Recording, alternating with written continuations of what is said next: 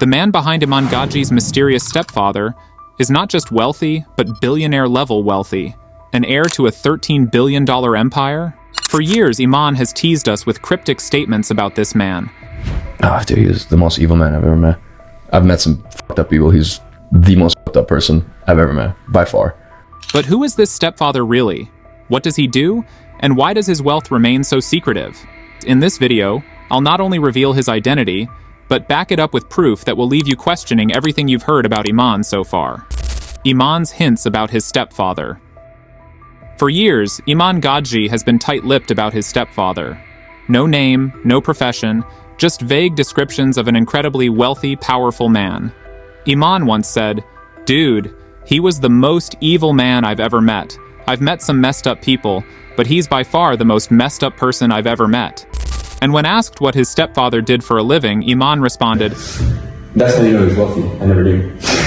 Sketchy, right? Naturally, this sparked my curiosity.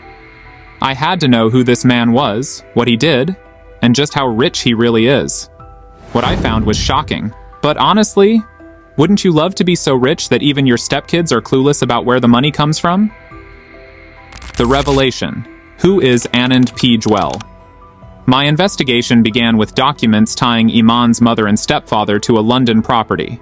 Sure enough, the primary resident listed was an Anand P. Jewell. Anand lived there from 2002 to 2014, clearly cohabitating with Iman's mother during this time. And yes, Anand is an Indian name, which aligns with Iman's statements about his stepfather's Indian roots. But here's where it gets interesting. Anand isn't just wealthy, he's royalty-level rich.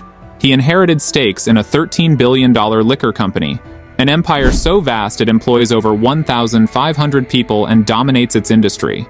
And I'm not just speculating here, I'll show you the proof so you know exactly why this man wields so much power. But his fortune doesn't stop there. Anand's name also surfaced in the Pandora Papers, and what those documents reveal is even more shocking. The Pandora Papers connection. The Pandora Papers exposed Anand's offshore holdings, confirming his ownership of luxury properties in Dubai and London.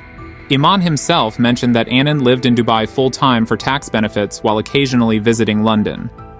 Apart from his liquor empire, Anand's portfolio includes 4 other properties and millions in supplementary investments. This guy isn't just wealthy, he's playing on a different level entirely. Here's something to think about. How much power does $13 billion buy? Enough to keep your name hidden for decades? Apparently so. The empire and its legacy. The $13 billion liquor company remains largely family-owned, with just 12% of shares in public hands. Anand's role has been relatively quiet, while his niece takes a more active position. But family dynamics aren't always smooth. Legal disputes have confirmed Anand's stake in the company, ensuring his billionaire status is cemented. What's fascinating is how Anand uses his wealth, investing not only in business but in ultra-luxury real estate across multiple countries. It's no wonder Iman described him as wickedly smart. Anand is the kind of man who operates behind the scenes, yet his influence is felt everywhere. Conclusion: the truth about Iman Gadhzi. So here's the big question. Why has Iman Gadhzi kept all this a secret? For years, he's painted a vague picture of a wealthy and powerful stepfather. But the truth is clear. He didn't just come from humble beginnings. He had a direct connection to billionaire wealth through Anand P. Jewell. Iman has always positioned himself as a self-made success story. But this story reveals a different side. It's one thing to be inspired by Iman's journey, but it's another to question how much of it has been hidden from us. Is Iman really as self-made as he claims? Or has he been riding the coattails of an empire all along? One thing is certain. This isn't the full story he wants us to know. And maybe that's the point. Iman's narrative of overcoming struggles resonates with millions, but knowing about Anand's influence raises a deeper question. How many other self-made stories might have hidden privileges behind them? This revelation doesn't just reshape our view of Iman. It challenges how we perceive wealth, success, and the stories we choose to believe.